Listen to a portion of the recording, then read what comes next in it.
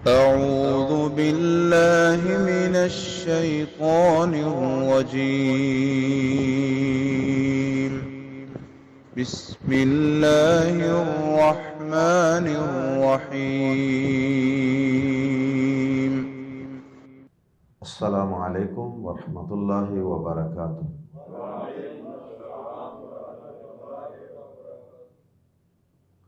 سورۃ النور آیت نمبر 2۔ ان الحمد للہ والصلاة والسلام علی رسول اللہ اما بعد۔ اعوذ باللہ السمیع العلیم من الشیطان الرجیم من ہمزہ ونفخہ ونفثہ۔ الزانیۃ والزانی فاجلدوا کل واحد منہما مئۃ جلدہ وَلَا تَأْخُذْكُمْ بِهِمَا رَأْفَةٌ فِي دِينِ اللَّهِ إِن كُنتُمْ تُؤْمِنُونَ بِاللَّهِ وَالْيَوْمِ الْآخِرِ وَلْيَشْهَدْ عَذَابَهُمَا طَائِفَةٌ مِّنَ الْمُؤْمِنِينَ۔ آیت زیر تفسیر میں اللہ رب العزت نے اسلامی معاشرے سے بدکاری، بے حیائی اور فحاشی کو ختم کرنے کے لیے اور معاشرے کو ایک پاکیزہ صاف ستھرا معاشرہ بنانے کے لیے، زنا بدکاری سے، بے حیائی سے پاک معاشرہ بنانے کے لیے اپنے کچھ قوانین کا ذکر فرمایا ہے، اپنی کچھ حدود کا ذکر فرمایا ہے، اور وہ حدود ہیں زنا اور بدکاری ہی کے متعلق، یعنی زنا کی حد کا تذکرہ ہے آیت زیر تفسیر میں۔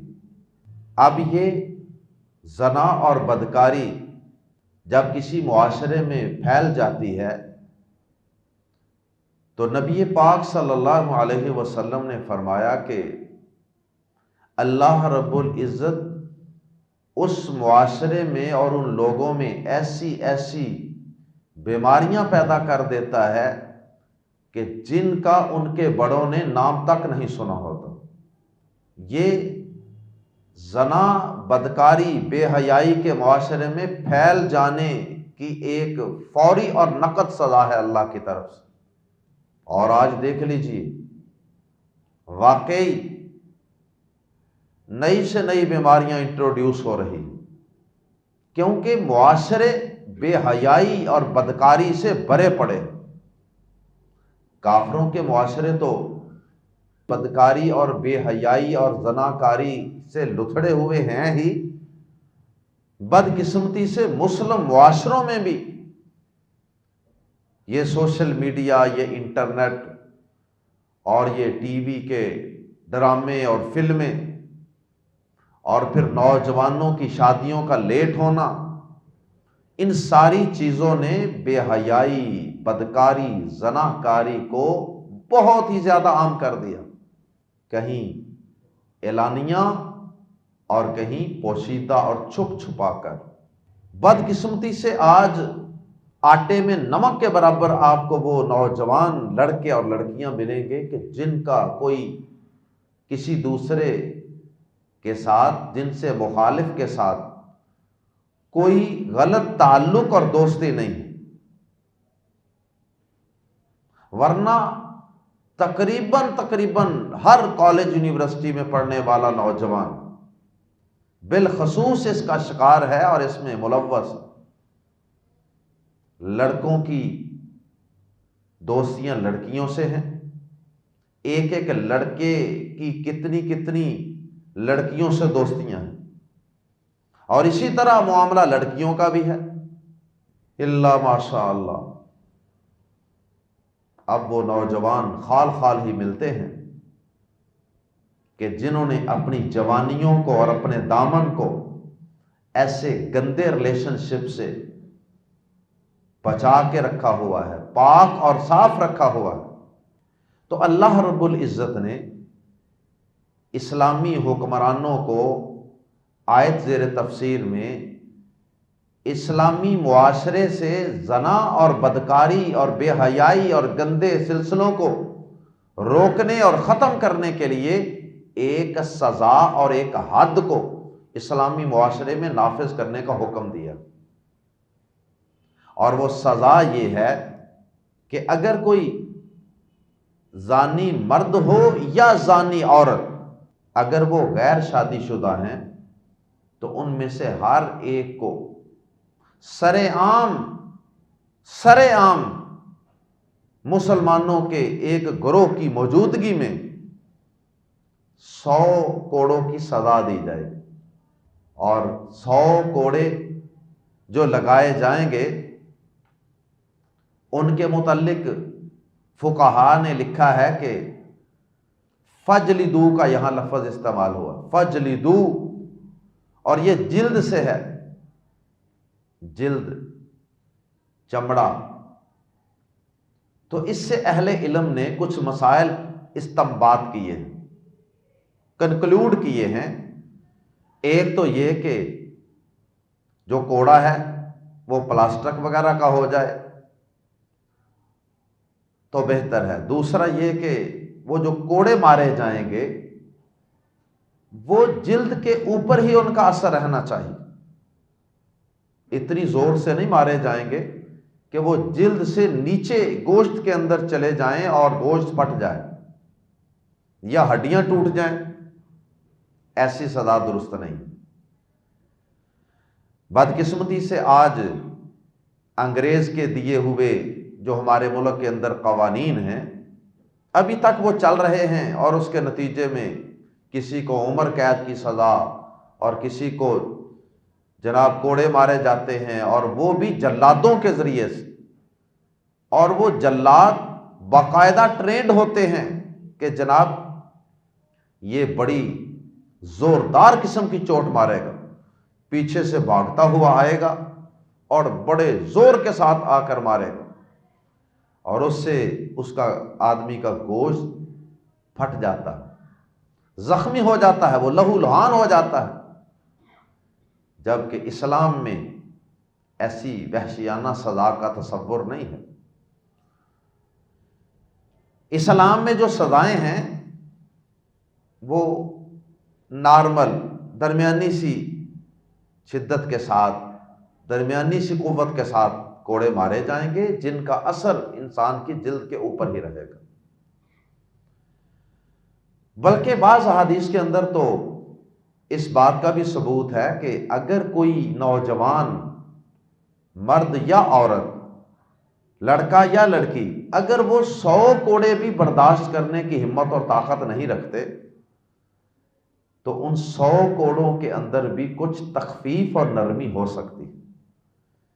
جیسے نبی پاک صلی اللہ علیہ وسلم کے پاس ایک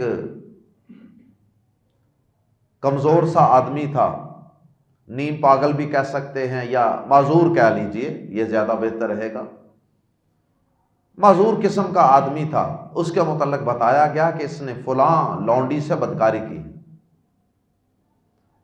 نبی صلی اللہ علیہ وسلم نے 100 کوڑوں کی سزا اس کی تجویز فرمائی۔ صحابہ نے کہا اللہ کے نبی صلی اللہ علیہ وسلم یہ تو 100 کوڑے برداشت کرنے والا نہیں ہے، یہ تو مر جائے گا، یہ تو بہت کمزور اور نحیف ہے۔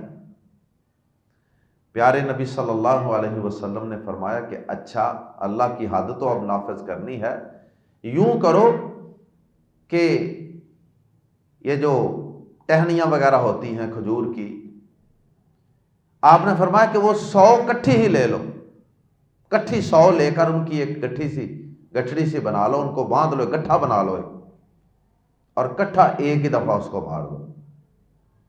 اگر وہ 100 کوڑے مارنے سے آپ سمجھتے ہیں کہ وہ سزا برداشت نہیں کر سکے گا اور اس کے مر جانے کا ہی خطرہ ہے، اس حد تک وہ کمزور ہے، تو اسلام کے اندر تو اس حد تک نرمی ہے۔ بنیادی طور پہ ان سزاؤں سے کوئی بندے کو بہت زیادہ زخمی کرنا یا اس کا گوشت پھاڑ دینا اور اس کو لہو لہان کر دینا مقصود نہیں۔ اصل مقصود اس سے بھی جو بڑا ہے وہ ایک سزا کا انسان کے اوپر نفسیاتی طور پہ خوف رکھنا، اور اس لیے اسلام نے یہ سزا سر عام دینے کا حکم دیا، کیونکہ جب باقی لوگ بھی جمع ہوں گے تو جس شخص کو سزا مل رہی ہے اس کے اوپر بھی ایک ندامت اور شرمندگی کا احساس ہوگا کہ یار اتنے لوگوں کے سامنے مجھے سزا مل رہی ہے، اور آئندہ کوئی بھی شخص ایسا کرنے سے پہلے 100 دفعہ سوچے گا، کیونکہ عزت انسان کو بڑی پیاری ہوتی ہے۔ تو یہ جو مار کی سزا ہے نا، کوڑوں کی سزا ہے، اس سے زیادہ بڑی سزا وہ لوگوں کے سامنے شرمندگی ہے، ندامت، اور پھر باقی لوگوں کو جمع کرنے کا ان لوگوں کو بھی فائدہ ہوگا جو جمع ہوں گے، کیونکہ وہ بھی جب اپنی آنکھوں سے دیکھیں گے تو عبرت حاصل کریں کہ بھائی آئندہ یہ کام نہیں کرنا، یہ تو بڑی بے عزتی ہے، بڑی انسلٹ والا کام ہے۔ اللہ اکبر! افسوس کہ اتنے پیارے دین کے اتنے پیارے احکامات جن کے اندر اتنا اعتدال ہے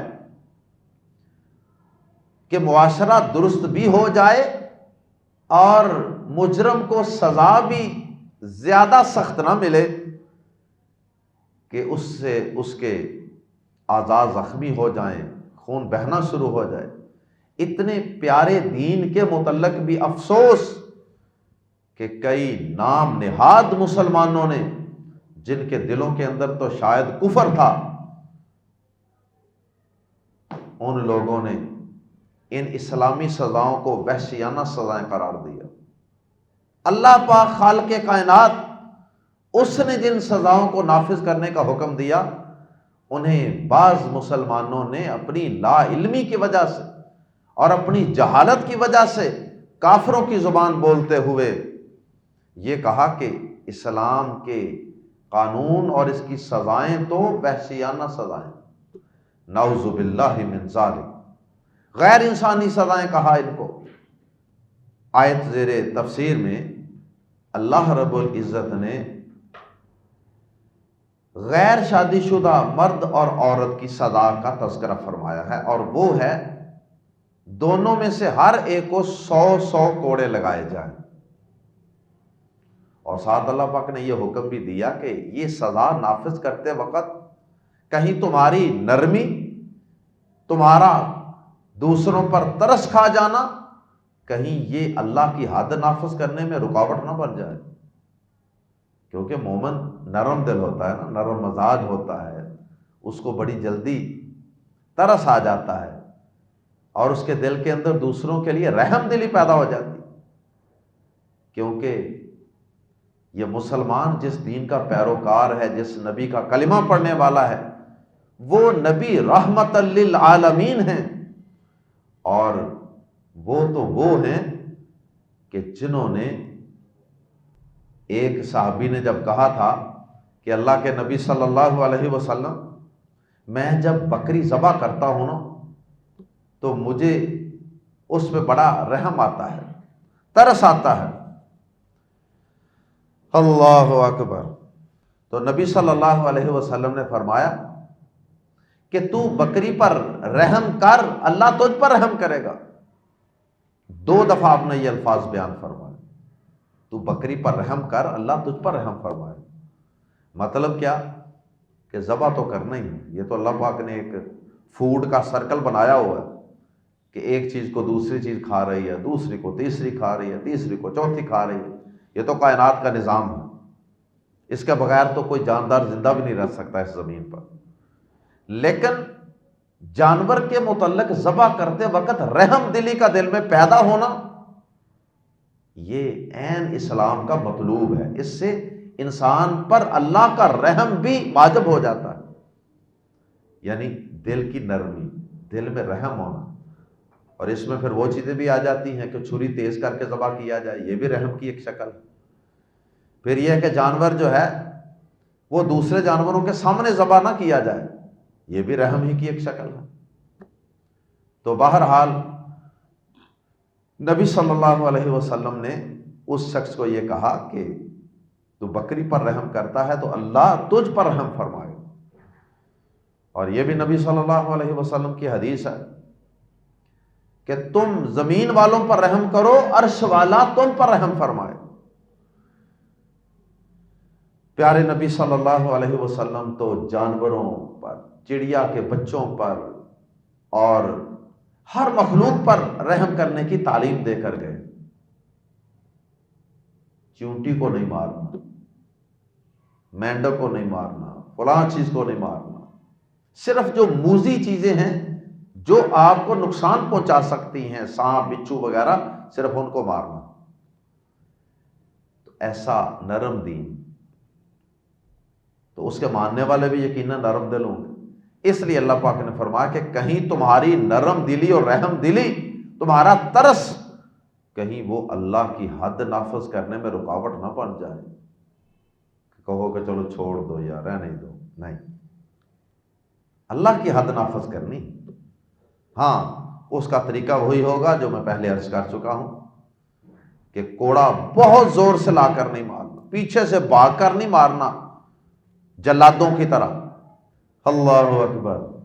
اور پھر پیارے نبی صلی اللہ علیہ وسلم کو اللہ پاک نے تیسرا حکم اس آیت مبارکہ میں یہ دیا کہ جب یہ سزا دو تو اس وقت تمہارا مسلمانوں کا ایک گروہ وہاں موجود ہونا چاہیے جس کی موجودگی میں یہ سزا دی جائے۔ اس میں بھی بدقسمتی سے آج کافروں کی نقالی کرتے ہوئے مسلمانوں نے بھی یہ کہنا شروع کر دیا کہ جناب یہ سزائیں جو ہے نا یہ سر عام نہیں ہونی چاہیے، کیونکہ اعلانیہ اور سر عام جو سزائیں ہیں یہ انسانی حقوق کے منافی۔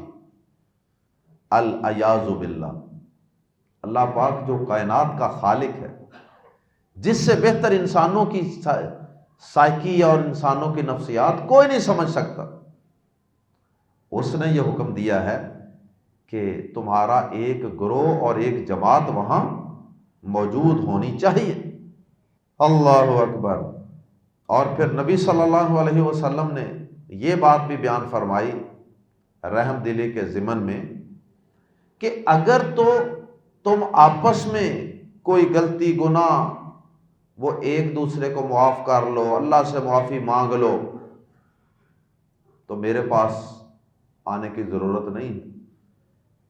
لیکن اگر تم اپنا کیس نبی پاک صلی اللہ علیہ وسلم کی عدالت میں یا کسی مسلمانوں کے حکمران کی عدالت میں لے آؤ گے تو پھر سزا نافذ ہو کر رہے، پھر کوئی معافی کی صورت نہیں۔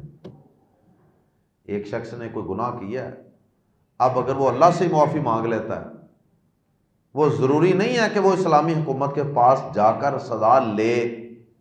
اگرچہ صحابہ کرام کا، نبی صلی اللہ علیہ وسلم کے تربیت یافتہ صحابہ اور صحابیات کا اسوہ تو یہی ہے کہ اگر ان میں سے کچھ لوگوں سے کوئی ایسا گناہ ہوا تو وہ خود پہنچ گئے، اللہ کے نبی صلی اللہ علیہ وسلم ہم پر حد نافذ کیجیے، ہمیں سزا دیجیے تاکہ ہم اس دنیا کے اندر ہی اس گناہ سے پاک ہو جائیں، اور جب اللہ سے ملاقات کریں تو ہمارے اوپر ایسے کسی گناہ کا بوجھ نہ ہو۔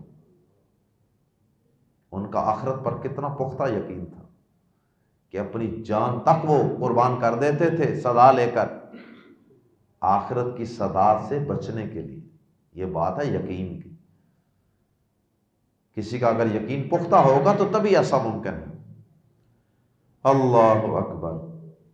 ہاں، اگر کوئی چلا جاتا ہے تو یہ عزیمت ہے، یہ عظمت والا ایک کام ہے، لیکن اگر کوئی نہیں جاتا اور اللہ کے ساتھ ہی وہ اپنا معاملہ صاف کرتا ہے، اللہ سے معافی مانگ لیتا ہے، تو پھر بھی درست ہے، لیکن اگر وہ کیس عدالت تک کسی نے پہنچا دیا تو پھر اسلامی عدالت اس کو معاف نہیں کر سکتی، کیونکہ یہ عدالت کی سزا نہیں ہے، یہ خالق کائنات کی طرف سے مقرر کردہ سزا ہے۔ اللہ اکبر۔ یاد رہے کہ یہ سزا جو آیت زیر تفسیر میں بیان ہوئی ہے زنا کرنے والے مرد اور عورت کے متعلق، یہ سزا دوسرے مرحلے میں دی گئی تھی۔ اس سے پہلے سورہ نساء کی آیت نمبر 15 اور 16 کے اندر اللہ پاک نے بدکاری کرنے والے مرد اور عورت کی سزا کا تذکرہ فرمایا تھا، اور اس میں سزا یہ تھی کہ یہ بدکار عورتیں، زانی عورتیں، ان کو ان کے گھروں کے اندر بند کر دو، یہاں تک کہ اللہ تعالیٰ ان کے لیے کوئی رستہ پیدا کر دے، اللہ تعالیٰ ان کے لیے کوئی اور سزا مقرر نہ کر دے، اتنی دیر تک یہی قاعدہ قانون ہے کہ ان کو ان کے گھروں میں بند کر دو۔ اللہ اکبر۔ ان کے گھر کو ہی ان کے لیے جیل بنا دو، بند کر دو، باہر نہیں نکالنا۔ تو پھر اللہ پاک نے کچھ وقت کے بعد یہ آیت کریمہ نازل فرما کے گویا کہ اس پہلی آیت کو منسوخ کر دیا۔ تو اب سورہ نساء کی آیت نمبر 15-16 جو ہے، جن میں وہ پرانی سزا تھی کہ مردوں کو ویسے کو سزا دے لو جیسے منہ کالا کرنا یا اس طرح کا، اور عورتوں کو گھروں میں بند کر دو، اب وہ والی آیات اور حکم منسوخ، اور نیا حکم کیا ہے؟ کوڑے لگانے والا۔ اور یہ کوڑے لگانے والا جو حکم ہے یہ ان میرڈ غیر شادی شدہ مرد اور عورت کے لیے ہے۔ جو شادی شدہ مرد اور عورت ہیں ان کے لیے اللہ پاک نے حکم قرآن مجید میں نازل فرمایا تھا، لیکن بعد میں اسے منسوخ کر دیا تھا، یعنی اس کی تلاوت کو منسوخ کر دیا تھا۔ اب وہ آیت قرآن مجید کے اندر موجود نہیں ہے، لیکن اس کا حکم موجود ہے۔ ناسخ اور منسوخ کی بحث جو ہے وہ سورۃ البقرہ میں گزر چکی ہے۔ تو ناسخ منسوخ کی جو بحث ہے اس کے اندر ناسخ منسوخ کا ایک طریقہ یہ بھی ہوتا ہے کسی چیز کو منسوخ کرنے کا کہ اللہ تعالیٰ آیت تو قرآن مجید میں موجود رکھتے ہیں، جیسے ابھی میں نے بتایا سورہ نساء کی آیت نمبر 15-16، اب وہ آیت تو موجود ہے، آج بھی ہم پڑھتے ہیں، تلاوت کرتے ہیں، لیکن اس پر عمل کوئی نہیں ہوگا۔ اور کچھ احکامات ایسے ہیں یا آیات ایسے ہیں کہ جن کو اس طرح منسوخ کیا گیا کہ ان کا حکم منسوخ نہیں ہوا، لیکن وہ آیات قرآن مجید سے اللہ پاک نے حذف کر دی۔ تو یہ اللہ تعالیٰ کی مرضی ہے، وہ بادشاہ ہے، وہ جیسے چاہے کسی حکم کو منسوخ کرے۔ اب یہ جو رجم ہے اس کی آیت، یعنی جو شادی شدہ مرد اور عورت ہیں ان کی سزا رجم ہے، سنگسار کرنا، پتھر مار کے مار دینا۔ کنواروں کے لیے دیکھیں اسلام نے تھوڑی سزا رکھی کیونکہ اس کی شادی نہیں ہوئی ہے، اور جو شادی شدہ ہو کر بھی اپنا خامد ہونے کے باوجود عورت بدکاری کر رہی ہے اور اپنی بیوی ہونے کے باوجود خامد جو ہے وہ بدکاری کر رہا ہے، ان کی سزا سخت رکھی ہے اسلام، تاکہ شادی اور نکاح کا کلچر زیادہ عام ہو معاشرے میں۔ اگر ایک بیوی کر کے بھی تمہاری ضرورت پوری نہیں ہو رہی تو تم ایک اور نکاح کر لو، دوسرا کر لو، تیسرا کر لو، چوتھا کر لو، 4 بیویاں آپ ایٹ اے ٹائم رکھ سکتے۔ اور اگر کسی شخص کے دل میں اللہ کا ڈر ہو تو وہ 4 بیویاں رکھنے کے بعد بھی بدکاری کا سوچے، ایسا ممکن نہیں۔ 4 بیویاں رکھنے کے بعد بدکاری کی حاجت باقی نہیں رہتی۔ تو اس لیے اسلام نے اس کی سزا سخت اس لیے رکھی ہے کہ اس رستے کو روکا جائے، یہ جانوروں والا اور غیر انسانی جو بدکاری کا سلسلہ ہے اس کو روکا جائے، اور اس کی بجائے جو حلال طریقہ ہے جنسی خواہشات کا اور سیکسول ڈیزائر پوری کرنے کا، وہ اللہ پاک نے اس کو پرموٹ کیا ہے، اس کو زیادہ پرموٹ کیا جائے معاشرے کے اندر، اس لیے اس کی سخت سزا رکھی ہے۔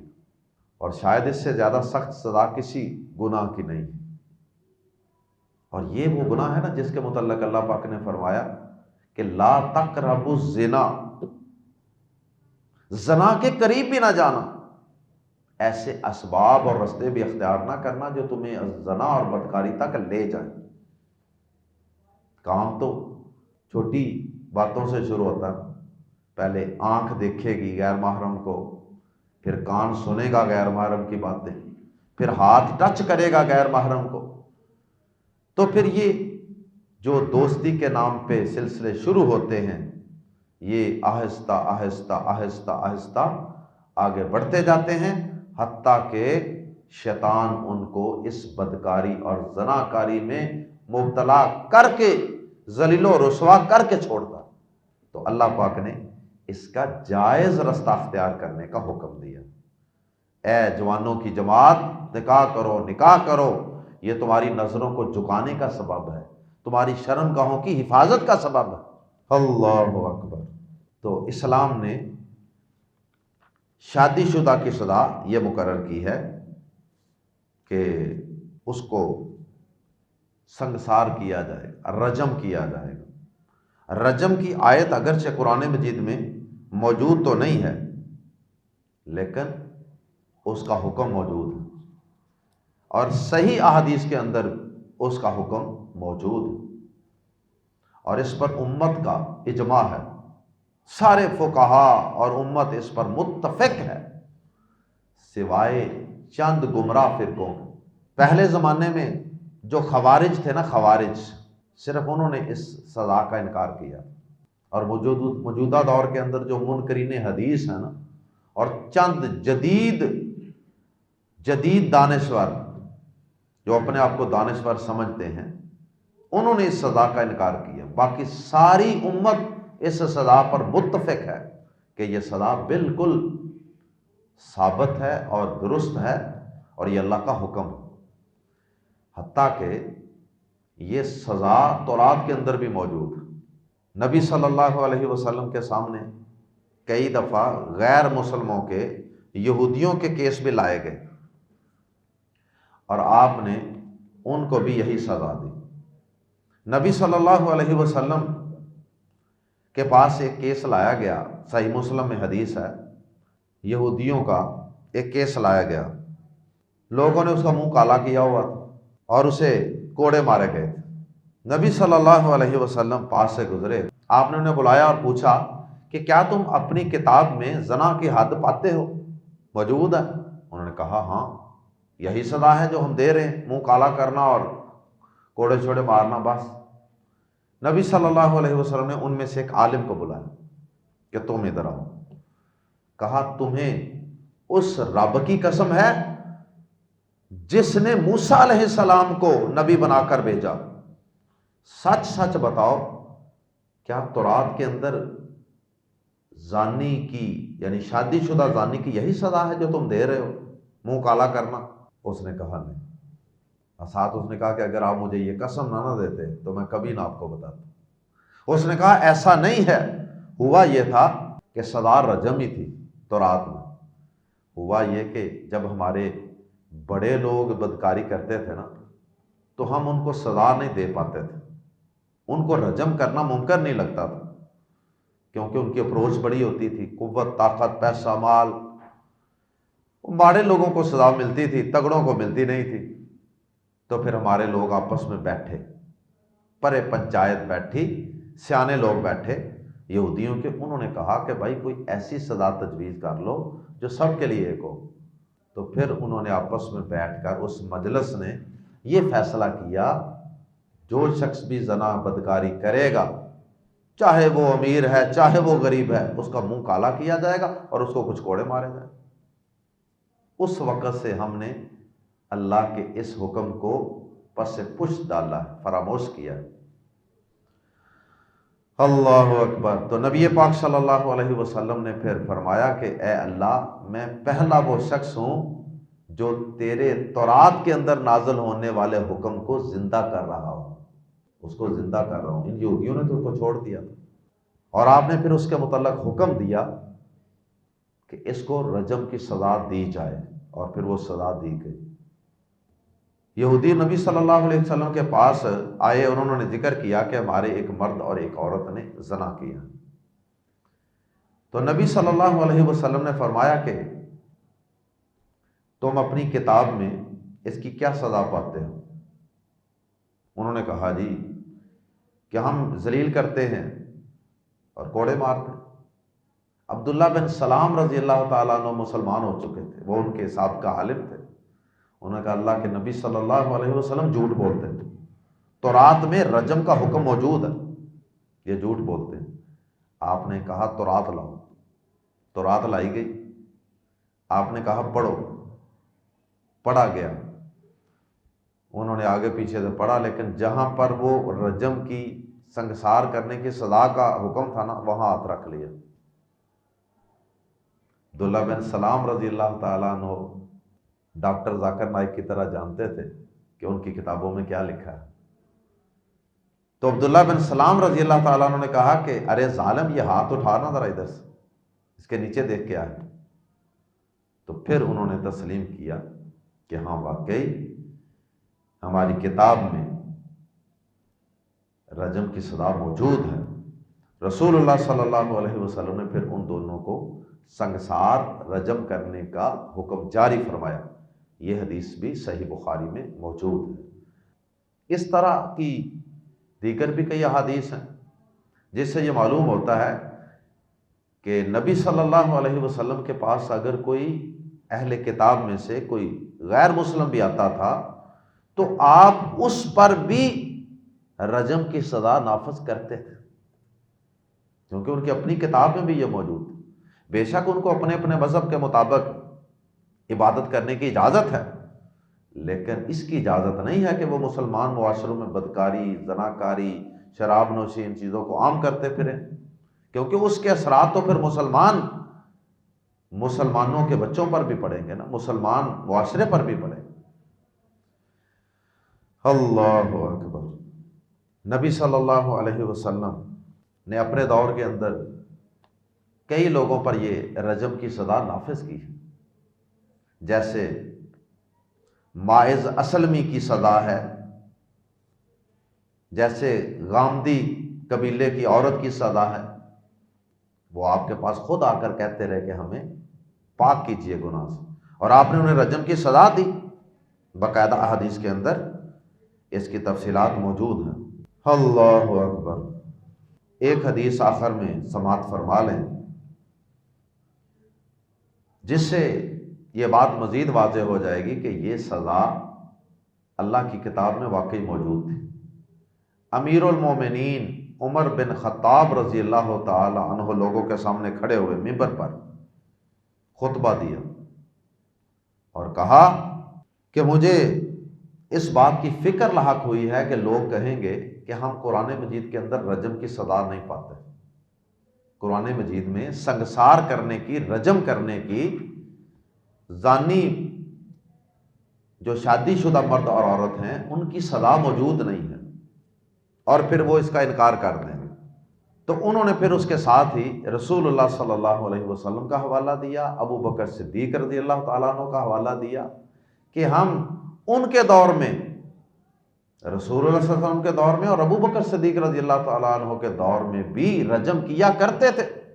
اور پھر انہوں نے کہا کہ اللہ تعالیٰ نے محمد صلی اللہ علیہ وسلم کو حق دے کر بھیجا ہے، صحیح بخاری کے الفاظ ہیں، اور آپ پر کتاب نازل فرمائی تو اللہ تعالیٰ نے آپ پر جو کچھ اس میں نازل فرمانا تھا اس میں فرمایا، اور اس میں رجم کی آیت بھی موجود تھی، ہم نے اسے پڑھا۔ عمر بن خطاب رضی اللہ تعالیٰ عنہ کہتے ہیں کہ اللہ پاک نے جب اپنے نبی پر قرآن نازل کیا، حق نازل کیا، تو ہم نے خود پڑھا کہ اس کے اندر رجم کی آیت موجود تھی، ہم نے اس کو پڑھا، سمجھا، اس پر عمل کیا۔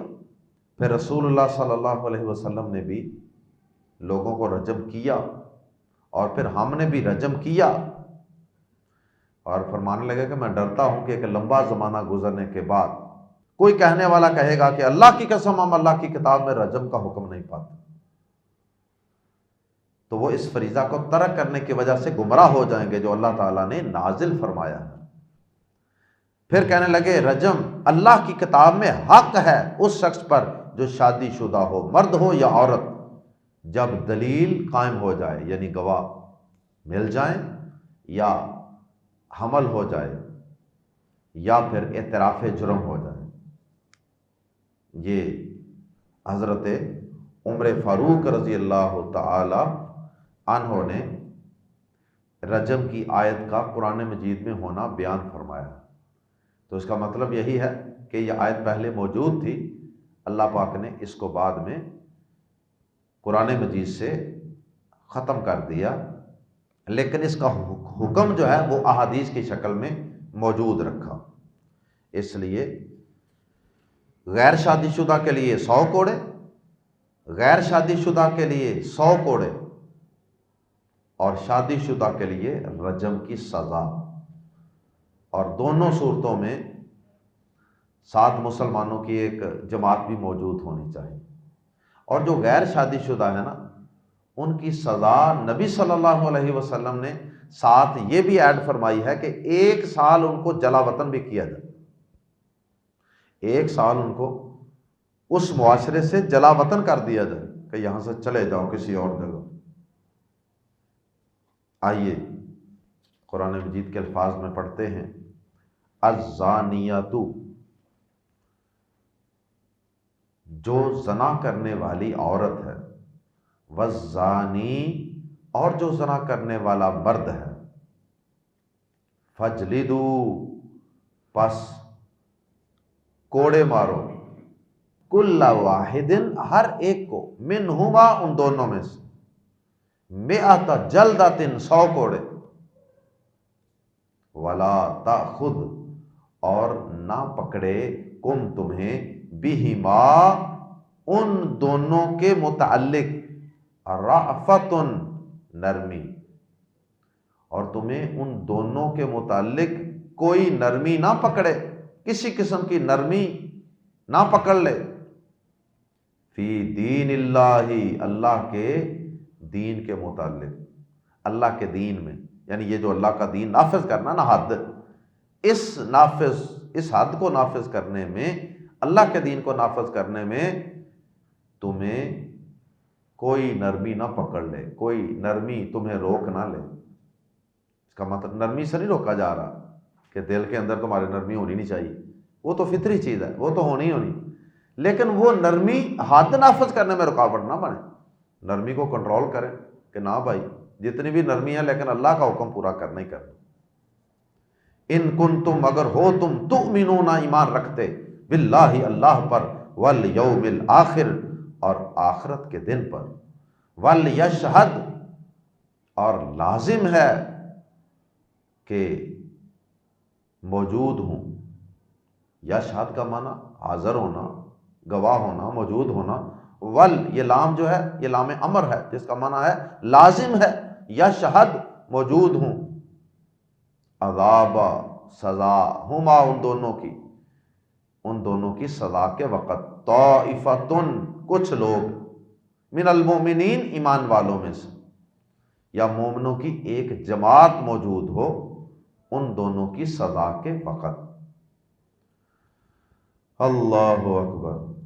اللہ پاک ہمیں ایسا اسلامی معاشرہ عطا فرما دے، ایسے اسلامی حکمران عطا فرما دے کہ جو اس معاشرے کے اندر اللہ کی حدوں کو نافذ کر کے اس معاشرے سے بدکاری، زناکاری کا چال چلن ختم کر دیں، اور اس کی جگہ نکاح کا چال چلن اور کلچر اس کو آسان بنا دیں اور اس کو عام کر دیں۔